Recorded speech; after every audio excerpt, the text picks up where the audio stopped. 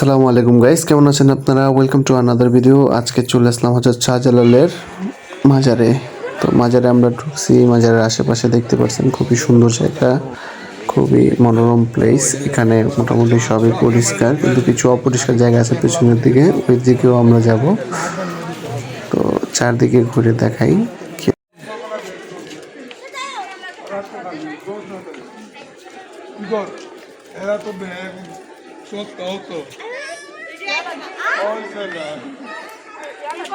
নতুন বিল্ডিং।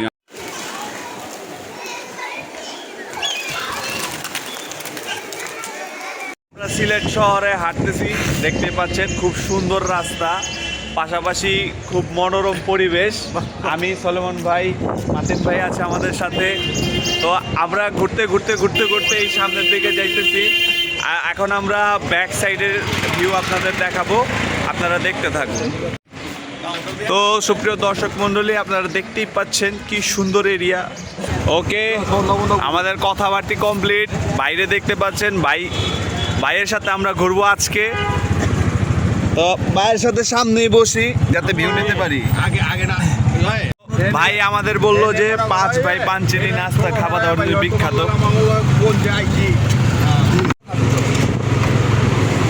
এই আমাদের 5 ভাই রেস্টুরেন্ট।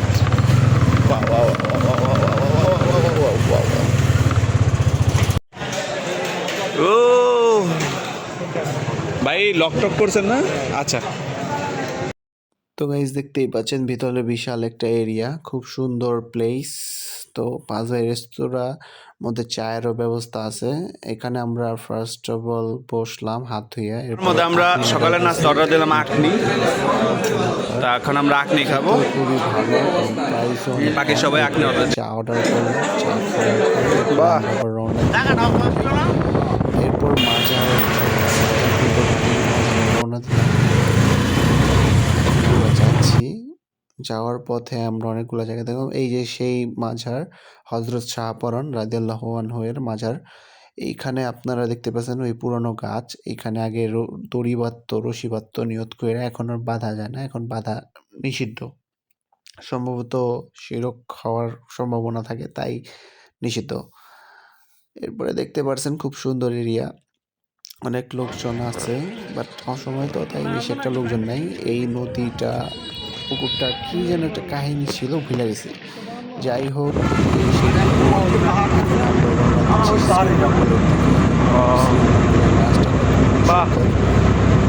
বর্ষাকালে আসলে অপরূপ সৌন্দর্য আরো মধুময় হয়ে যেত। বর্ষাকালে তো আসতে পারবো না,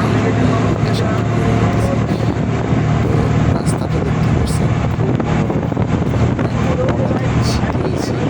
খুব সম্ভবত আধা ঘন্টা 2 ঘন্টার মধ্যে পৌঁছে যাবো মতো বলছে, কিন্তু আমরা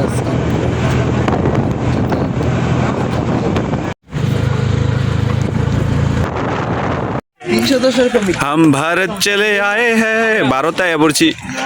ইন্ডিয়ান সব জিনিসপত্র পাওয়া যায়, দেখতেই পাচ্ছেন।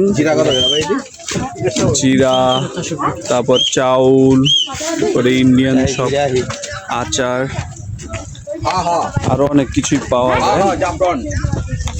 দেখতেই থাকুন আমাদের সাথে। এখানে সানগ্লাসও পাওয়া যায় 100 টাকা দাম। এগুলা দামি না, আর ওগুলা কম দামি। ওরে কত রকমের জিনিস আছে। বাসমতি চাউল, ইরানি অমৃত স্পেশাল চাউল, প্লাস কত রকমের। ও ও ও এগুলা কি? ওপে বোট সিং।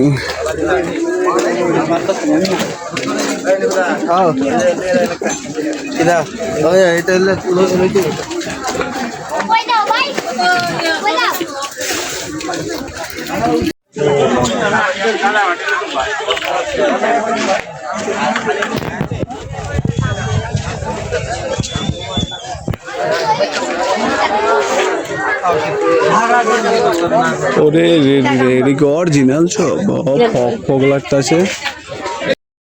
তো এখন এসে বললাম আমরা পাথরের পাথরগুলো দেখতে পারছেন খুবই সুন্দর, কিন্তু বর্ষাকাল না হওয়ায় পানির পরিমাণ নাই, পানি নেই। এখন পানি না থাকলে মজাও নাই। ওই পারের যে পাহাড়ের মধ্যে যে দেখেন কত সুন্দর সুন্দর বাড়ি তৈরি করছে, লাক্সারি বাড়ি। জুম করে দেখি এই যে কত সুন্দর সুন্দর বাড়ি তৈরি করা আছে। আই উইশ আমার ইন্ডিয়া ভিসা থাকতো, এখন আমি ওইখানে যেতে পারতাম, বাট পারবো না। দেখতে ভালোই লাগতেছে, পাহাড় আছে, আছে সামনের দিকে। এই রোদের এরিয়াটা মধ্যে সুন্দর। আমিও আসছি সাদা পাথর ঘুরতে। সাদা পাথরে এখন সবই শুকনা। এখন তো শীতের সময় তেমন একটা পানি থাকে না, যার কারণে সাদা পাথরটা শুকনা দেখা যাইতেছে।